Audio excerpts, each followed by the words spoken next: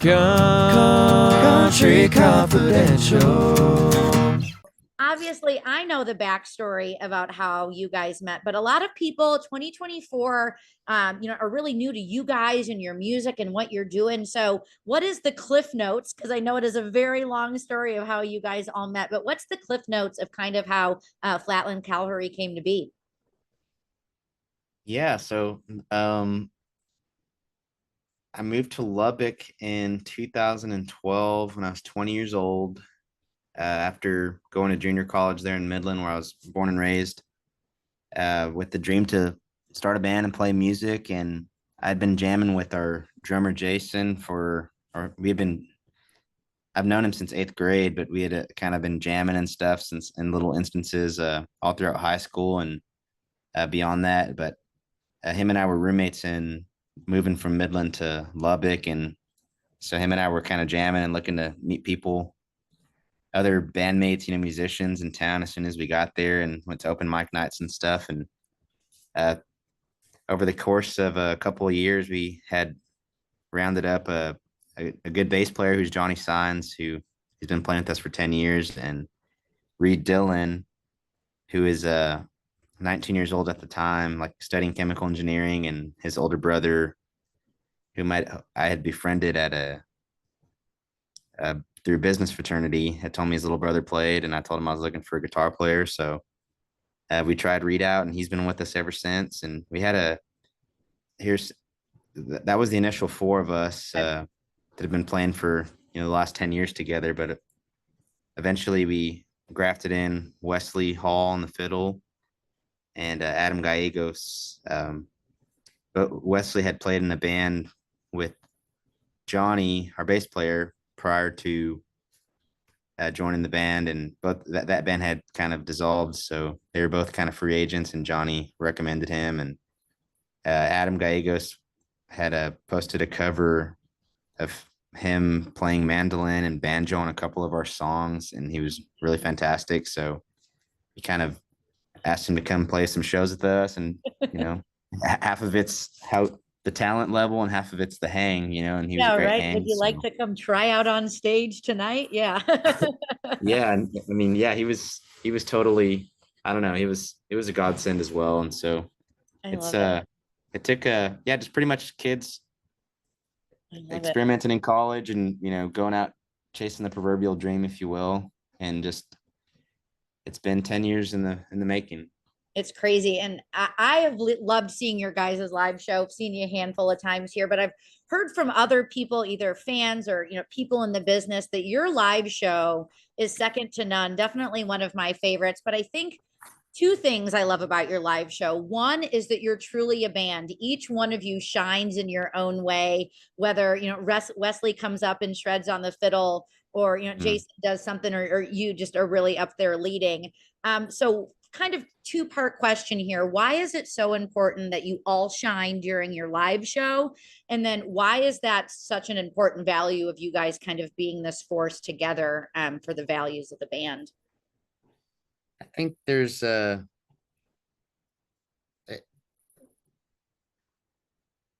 don't know, it makes it a little, and it's special that everyone can be celebrated, for their gifts and their talents that they've been given, and that they've, none of this is like, no one created this for ourselves. You know what I mean? Like, we've all been working towards it in our own capacity, and utilizing those gifts and talents to make the most of our circumstances and life and everything. And uh, what everyone's witnessing when they go on stage and see Flatland is all those years of work amidst all the individuals, and their own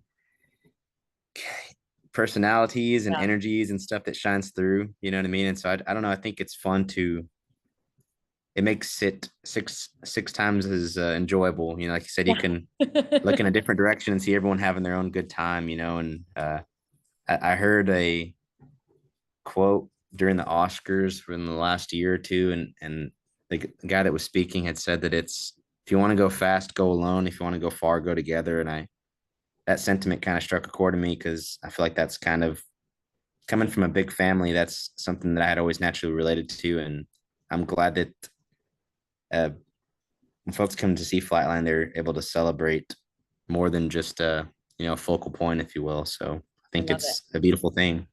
I love it. I think another thing that really stuck out to me is, an avid concert goer was you guys were the first band or just act that I had ever seen that stayed to sign and talk to everybody after a show. Why is that important to you guys? On the nights that we have the capacity and the energy and all the things check out, and I feel like that's being able to give your time to somebody is one of the most beautiful things you can do. I feel like, in a world of materials and things, I mean, just giving someone your time and telling them thank you for showing up and for being there. I feel like it's one of those things that some nights you have the capacity to do it for maybe one or two people, but I would usually feel convictions of like, there's not anyone there that's going to pick me up and scoop me out of there like Luke Combs or some of these other superstars that we played with. And, granted, there's tens of thousands more people there, whatever, but I just feel like it's important to, we're there to create community through our music and to like, to see someone and acknowledge them and thank them for being there, I think is important. And I would feel convictions at the end of the evening if I had just done it for one or two or three. And it's like, I might as well just, you Yeah. know, keep going. And so it's not too self-sacrificial or anything, like at the end of the day, we're all still people and, it's, Yeah. yeah, enthusiasm is a good thing. If someone's willing to share that with you, it's good to tell them thank you and to hear other people's stories too. Yeah, that's something that's always stuck with me from when we saw you guys at Joe's on Weed was, obviously us saying hello, but then standing back and watching you guys make other people lifelong fans. But I kind of want to jump forward. We're more than halfway through 2024, and your resume already is impressive, but your resume for this year is probably seems a little bit like a tornado. But I want to talk to you about your ACM nomination. Where were you guys when you found out about this? How did you all react? Was there a group text? Was there a group FaceTime? Kind of tell me these initial reactions. Yeah, so no one expected that on our proverbial bingo card by Yeah. any stretch of the imagination. I believe we got a text Monday. We have like a big band text that has our management team and everyone involved. And they had sent us just the picture with no words or anything of us as our nomination essentially. And everyone, I had chimed in, like I literally was in bed, my phone rings, I reach over and I look at it and I just couldn't believe it. And I chimed back in, I said April Fool's was a week ago. Yeah, And nice then Photoshop. Yeah. yeah, I thought it was an AI joke or something. And I showed it to my wife who's in bed right next to me, and she's like in the depths of slumber, and she opens her eyes and goes, "Oh my God, is that real?" And I'm like, yes. So I think everyone had the same everyone's, was elated and chiming into the group text and couldn't believe it and just genuinely excited. It's good to have to be surprised every once in a while. You know what I mean? I love it. I think besides you guys being nominated, I loved all of the outfits on the red carpet. So, did you guys have a stylist, or did you guys all want to look the same, or kind of talk to me about walking a red carpet as a nominee, as a band? You mentioned you guys have been grinding for 10 years. Talk to me about some of those moments.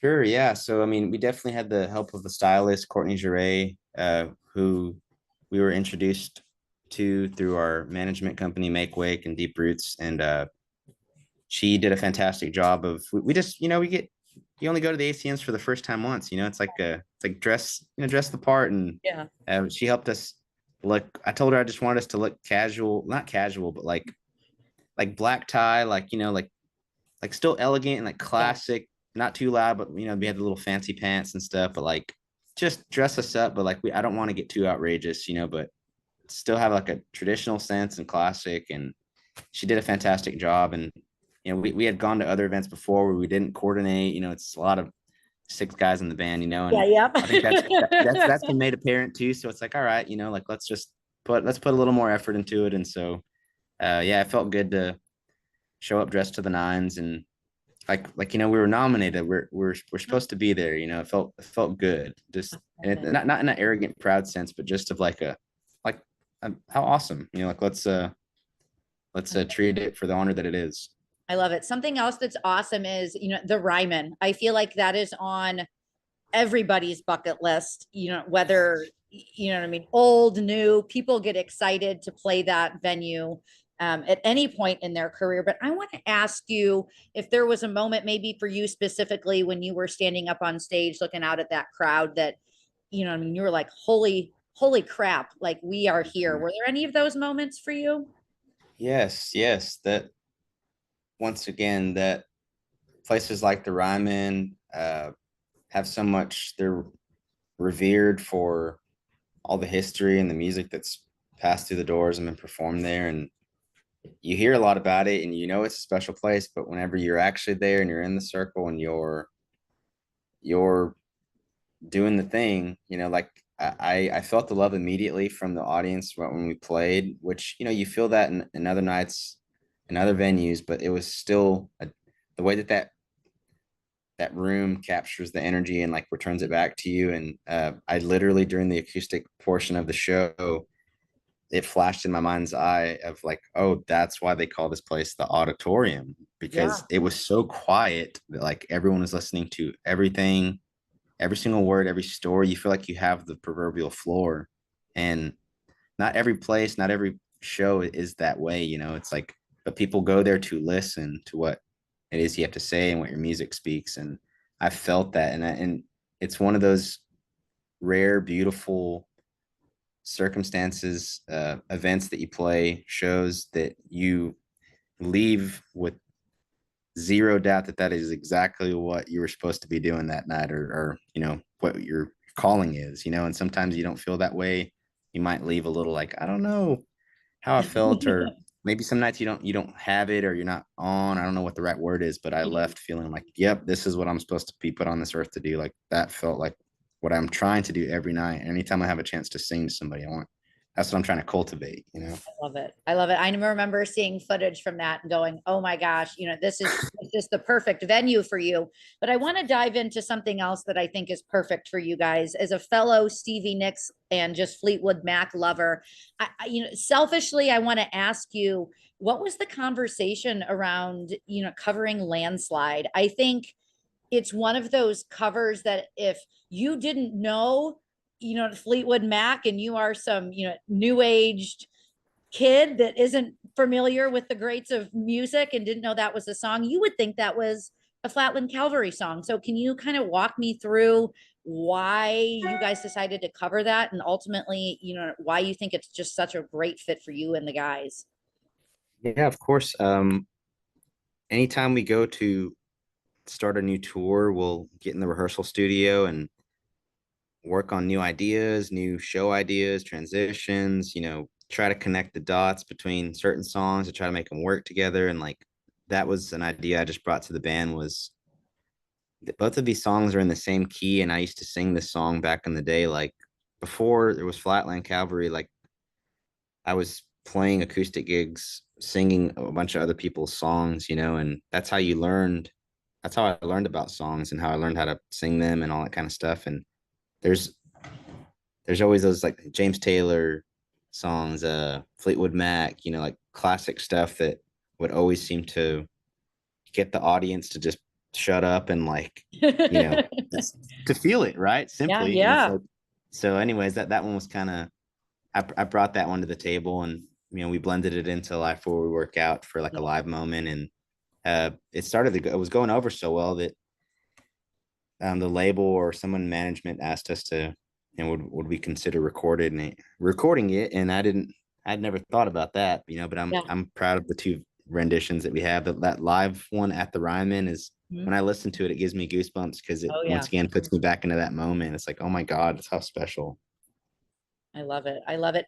Can we or can we manifest like you and Stevie singing this? I feel like my mind might explode, but definitely manifesting that Oh moment my goodness. happening for you guys. I got to see her at her last tour, and like that was my Taylor Swift moment. So seeing the two of I you can guys imagine. together, that would be the ultimate moment. But I want to talk about two other songs that aren't off the album that you guys put out last year. But being in the Twisters movie, I feel like what a cool idea, what a cool compilation album. Have you seen the movie movie. Have you seen the part that your song is in? Talk to me about that first, and then we'll kind of dive into the song. Well, I have not seen the movie. I was thinking about going to watch it this evening, actually. Oh, I did perfect. watch I watched the old school one to get inspiration for writing Yeah. the song. But yeah, and our song isn't featured in the film, unfortunately. It's just on the soundtrack. But Oh, uh okay. I would have, yeah, I would definitely be there. I would have been at the theaters the day that it came out to hear that. But I love it. So how did that happen? Were they like, you know what I mean? Again, selfishly as a fan, kind of want to know how all of yeah, that works. Did you guys obviously just get the opportunity? Hey, we're putting this together. Was this an original song that you guys wrote, together? Was this something that they just wanted you to record? How did it kind of come to be? yeah. So I want to say our publishing house, Warner Chappell, brought the opportunity to my doorway, and they didn't. The last time I had written a song for a movie, they just sent me a couple of movie trailers and the synopsis, and they're just like, "Hey, whatever comes to you." And but this situation had like a little more detail of like they're looking for like a up tempo song for like and they kind of give you a little bit of a written setting, if you will, Okay. and but either which way, like I take all that for they gave me two of those different prompts, I guess, and so either way, I think that's very helpful as a songsmith. Like, okay, what are we trying to cultivate here? But like ultimately, I'm just trusting my subconscious, which is it's like, hey, what wants to come out to you that sounds like a twister, And I Yeah. had this I had this piece of music that I had came to me one night in the back of the bus. I was back there playing Wesley's fiddles, not very well. I shouldn't even say I was playing them. I was That was my next question. making, yeah, I was making noise on them. I don't know how to play them, but I can whittle out the notes, and I just this little kind of droning like dun dun dun dun dun dun dun dun dun dun dun dun dun dun dun dun dun, and I just kept playing that over and over, and I recorded it a long time ago, and I'm like, man, that sounds like someone running from the law or just something bad, Yeah. And whenever once again they brought this to my door, that piece of music kind of floats to the surface, and it's like, hey, you have the piece of music now, just tell the story I to love it. whatever. So that's kind of how it came to be, and we left a lot of space in the middle and made this soundscape of the tornado coming to you. So that was fun to create in the studio and just get weird and make it create havoc, Havoc. Yeah, that's how I it love it. felt. I love it. Did Wesley tell you to please put the fiddle down? Oh, dude, anytime I get to playing that fiddle, get a look on their face like they're about to Please be no. entertained. Oh Yeah. my gosh, you're like, get ready for this. But I want to talk to you too. And again, selfish question, but a lot of my friends that are also big fans of you, including my father. So this question Mhm. actually comes from my father. We were listening to Wandering Star a couple weeks ago around the family campfire, and he was struggling to find the song called Wandering Star. And so the question for my dad is, why would you how did you end up naming the album Wandering Star, and how does it represent all of the 13 songs on the project?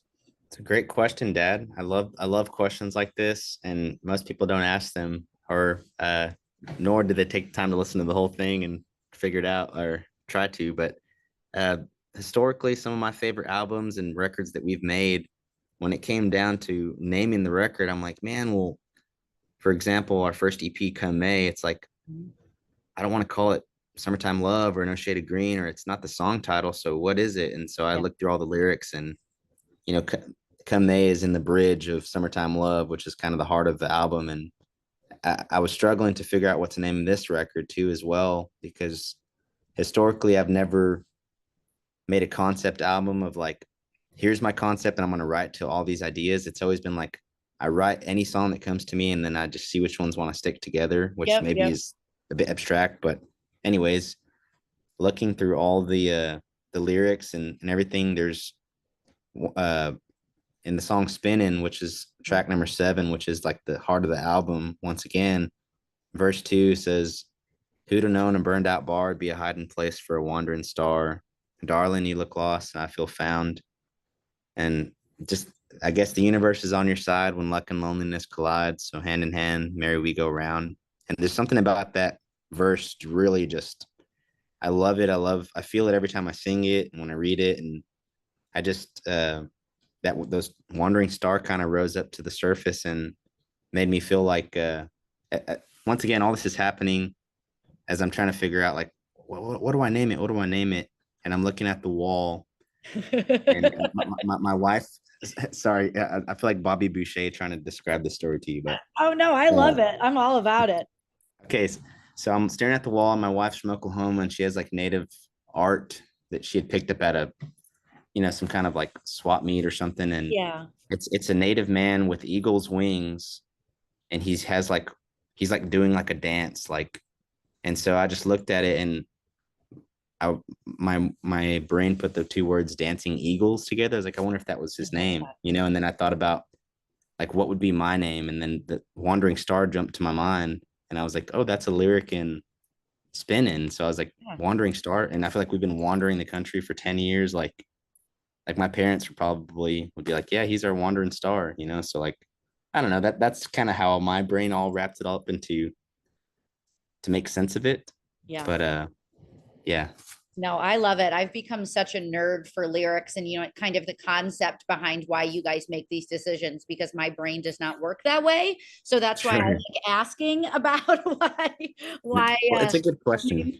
Names work that way. So I want to talk to you though about the rest of the year. I feel like you guys have probably checked off so many boxes. And first of all, are we going to get some new music? Are there things in the pipeline? But maybe for you personally, what's one thing that you'd like to do before the year end? And, maybe what one thing the band is really hoping to do before we turn over another year as well? Well, we honestly, like I said, we've just been working really hard and we have our first arena ticket show on New Year's Eve that I feel like has been like our little flag on the horizon that we're all aiming towards and working towards. And, we're serving the whole country, playing the Wandering Star album and all of our catalog. And, it's kind of, like I said, everything seems to be going well for us and just trying to balance home life and the dream, and, just being intentional and trying to wake up and cultivate gratitude. And, as we're living out the dream and everything, to actually stop and smell the roses and appreciate it. And, and to answer your other question, we do have new music in the pipeline, and we have intentions to release it before the year's over. Yeah. Before the year's over, we have new like it's older songs that have been recorded. Oh, wow. And then a couple of like, work tape demos of like stuff from Wandering Star and other projects where we got something creative in the works. But I'm also you on the fiddle, maybe. Yeah. No, that might be 2 albums from now, but right. yeah, that we have a project coming out later this year that's going to kind of be a comprehensive like look at things and while releasing some new music. And I'm also just getting back to work as far as writing Seeing What's Inside of Me Now is prompted by our producer, Dwight Baker, who did Wandering Star. And he goes, he looked at me on the road last weekend. He goes, hey, it's time. He's like, I need you to go buy a new journal, throw away your old journal, anything that's coming to your heart and your mind. I want to know who you are and where you are at right now. And so I'm like, all right, well, I guess I needed someone to tell me, give me permission. So now I'm working on writing the next project, but we'll have some music out to interim it before that project's released. Great. Well, we are so excited. Come back to Chicago anytime. We always know you guys sell it out. And some of my personal favorite concert videos are from you guys with you just doing it up there. So I appreciate you taking the time. I know you guys are busy bees, and congrats on everything thus far. Thank you, Bobby. Thanks so much. We look forward to catching you in Chicago, and just appreciate the kind words, and wish you all the best until we run into you again. Perfect. I'm sure we'll see you soon. Thanks, guys. We'll chat soon. Country Confidential.